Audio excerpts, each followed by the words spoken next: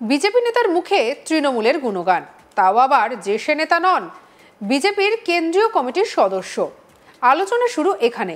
উলটপুরাণ হলো কি করে সেটা একটু দেখে নেওয়া যাক।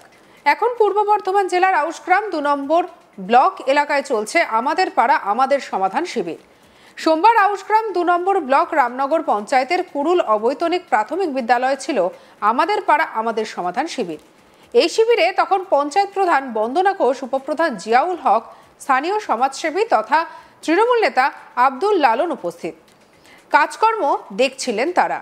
ঠিক তখনই এই শিবিরে পাড়া পড়শিদের সঙ্গে নিয়ে হাজির হন বিজেপি কিষাণ মোর্চার কেন্দ্রীয় কমিটির সদস্য ভরত ঢালি। তিনি রামনগর কলোনি এলাকার জন্য কয়েকটি প্রকল্পের প্রস্তাব রাখেন। তৃণমূলের ব্লক সভাপতি শেখ আব্দুল লালনের পাশে দাঁড়িয়ে রাজ্যের মুখ্যমন্ত্রী মমতা বন্দ্যোপাধ্যায়ের ভূয়সী প্রশংসায় পঞ্চমুখ হয়ে বিজেপি নেতা বলেন, আমাদের ব্লক তৃণমূল কংগ্রেসের সভাপতি দাতা আব্দুল লালন আমাদের শ্রদ্ধার মানুষ। তিনি রাজনীতির ঊর্ধ্বে একজন সমাজসেবী মানুষ। বাংলার মুখ্যমন্ত্রীর ভাবনা গ্রামীণ স্তরে মানুষের উপকারের জন্য যে জনদরদি প্রকল্প নিয়েছেন তা সর্বাঙ্গীন সফল করতে চেষ্টা চালিয়ে যাচ্ছেন তিনি আপ্রাণ। আমরা মুখ্যমন্ত্রীর এই জনদরদি প্রকল্পে উপকৃত হব। দীর্ঘদিন আমাদের গ্রামের ছোট ছোট রাস্তা হয়নি, ছোট ছোট জলের সমস্যা ছিল, এদিন সেটা ধরিয়েছি। ব্লক সভাপতি শেখ আব্দুল লালন বাবু কথা দিয়েছেন আপনাদের রাস্তা হবে মুখ্যমন্ত্রীর অনুদানে আগামী 6 মাসের মধ্যে। পথশ্রী প্রকল্পের টাকা এলেই মাননীয় মুখ্যমন্ত্রী মমতা বন্দ্যোপাধ্যায়ের কাছেও আমি ফোন করে জানিয়েছি। মাননীয় ম্যাডাম তদন্ত করতে পাঠিয়েছিলেন। আমরা আমাদের গ্রামের মানুষ মুখ্যমন্ত্রীকে ভরসা করি। কি বলছেন ভরত ঢালি, শুনবো।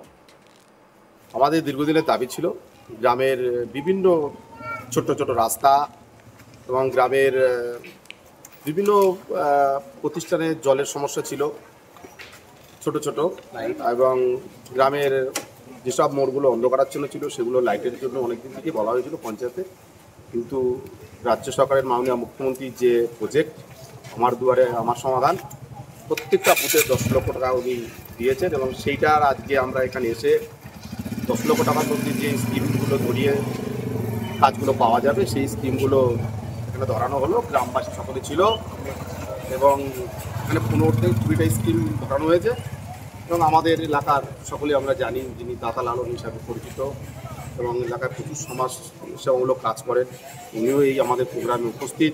সঙ্গে আমাদের প্রধান সাহেব এবং উপপ্রধান সাহেব সবাই উপস্থিত। সর্বোপরি আমরা আমাদের গ্রামের যে সমস্যা আংশিক হলেও অনেকটা সম্পূর্ণ হয়েছে বা আগামী দিন আমাদের একটা বৃহত্তর দাবি ছিল, যেটা হচ্ছে যে কাঁচা রাস্তা। এর জন্য সরাসরি মুখ্যমন্ত্রীকে আমরা ফোন করেছি এবং 4 কিলোমিটার 400 মিটার রাস্তা আমরা ধরিয়েছি পথশ্রীতে। ওখান থেকে ইঞ্জিনিয়ারও এসেছিল, আমাদের লালন সাহেবের কাছেও আমরা এই বিষয়টাকে জানিয়েছি এবং ওনার উদ্যোগে খুব সম্ভবত মাস 6 মধ্যে রাস্তাটা কাজ শুরু হবে। আমরা গ্রামবাসী হিসাবে খুশি এবং আনন্দিত, যাতে আমাদের এই রাস্তাটা হয়ে গেলে আমরা গ্রামের মানুষের সমস্যাগুলো থাকবে না। এর জন্য আমরা মাননীয় প্রধান সাহেব আমাদের সমাজসেবক তথা আউশগ্রাম 2 নম্বর ব্লকের যিনি কান্ডারি মাননীয় লালন সাহেবকে আমরা অসংখ্য ধন্যবাদ জানাই।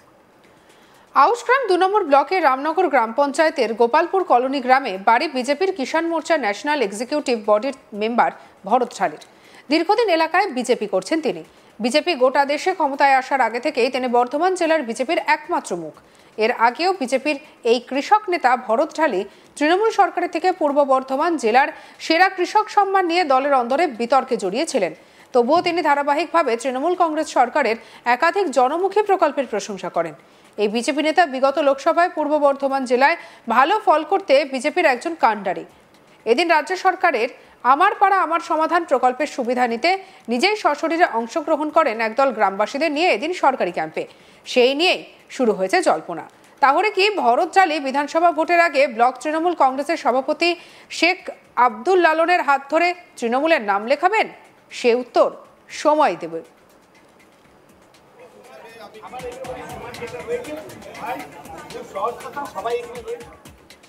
আউশগ্রাম ব্লক তৃণমূল সভাপতি আব্দুল লালন বলেন, রামনগর কলোনি সহ আশেপাশের কয়েকটি গ্রামে পূর্ববঙ্গ থেকে আসা বহু মানুষের বসবাস।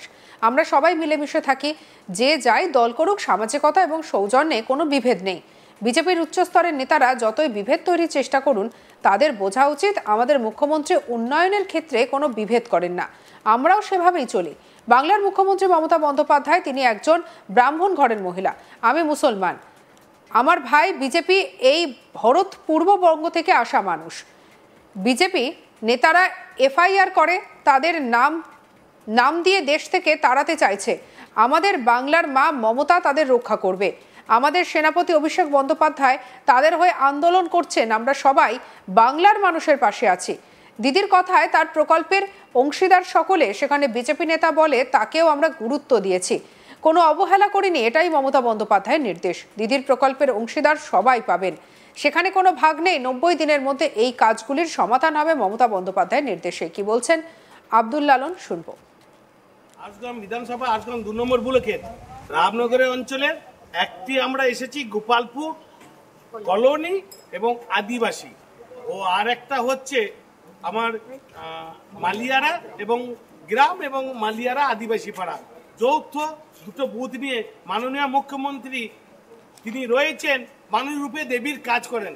আমি মুসলিম ছেলে, তিনি উচ্চবর্ণে ব্রাহ্মণ, তবু তিনাকে আমরা মা হিসাবে দেখছি। কেন না, তিনার যে ভাবনা, এই দেশের যে অবস্থা, আমার সমস্ত দেশের মধ্যে বাংলাতেই কেবল এই মানুষকে পূর্ণ স্বাধীনতা দেওয়া হয়েছে। যে এখানে দেখুন, আমার এই ভাই কেন্দ্র কমিটির বিজেপির মেম্বার, আমার হচ্ছে উপপ্রধান এই অঞ্চলের টিএমসি, কিন্তু আমাদের এখানে মেলবন্দরটা দেখে নিন যে ইনারা পূর্ব বাংলা থেকে এলু। আমরা বলছি যে ইনাদিকে বুকে করে আগলে রেখে যতক্ষণ আমাদের রক্ত থাকবে শরীরে, এক বিন্দু রক্ত থাকতেও এই পূর্ব বাংলার মানুষকে আমরা বাংলায় যেতে দেবো না, কারণ এরা দীর্ঘদিন এসে আমাদের এখানে বসবাস করছেন। আর অমিত শাহ এবং মোদিজি এসে কি বলছেন, ইনাদিকে বাংলাদেশ পাঠাতে হবে, বাংলাভাষী মানে তাকে বাংলাদেশ পাঠিয়ে দাও। তাহলে ইনাদের উপরে আরো বেশি এই যে SIR এর যে প্রকল্প যেভাবে তিনারা করতে চাইছেন, আমাদের সেনাপতি অভিষেক ব্যানার্জি বলছেন যে আমি সেইটা একজন কাউকে ভোটার লিস্ট থেকে বাদ দিতে দেবো না।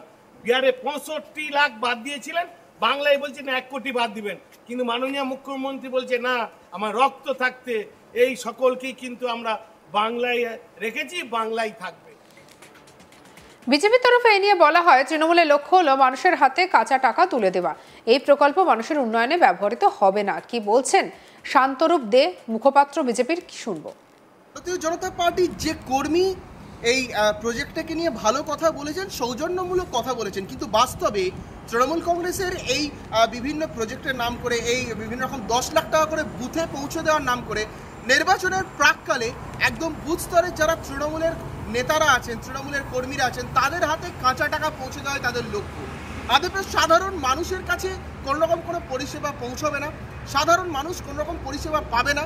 জনগণের ট্যাক্সের টাকা, এই প্রকল্পের টাকার নাম করে তাদের বুথ স্তরের একদম যারা তৃণমূল কর্মী আছে তারা যাতে এই নির্বাচন করাতে পারে, তাই পর্যাপ্ত টাকা তাদের হাতে পৌঁছে দেওয়া হলো। সুতরাং এই প্রকল্পগুলো আদপে জনহিতে কতটা ব্যবহার হবে সেটা আমরা ভারতীয় জনতা পার্টি বিরোধী দল হিসেবে এবং তথাকথিত পশ্চিমবঙ্গের সাধারণ জনগণ তারা প্রত্যেকেই অবগত আছেন যে এই টাকা জনহিতে ব্যবহৃত হবে না, এই টাকা আদপে তৃণমূল কংগ্রেস কর্মীদের পকেটে যাবে।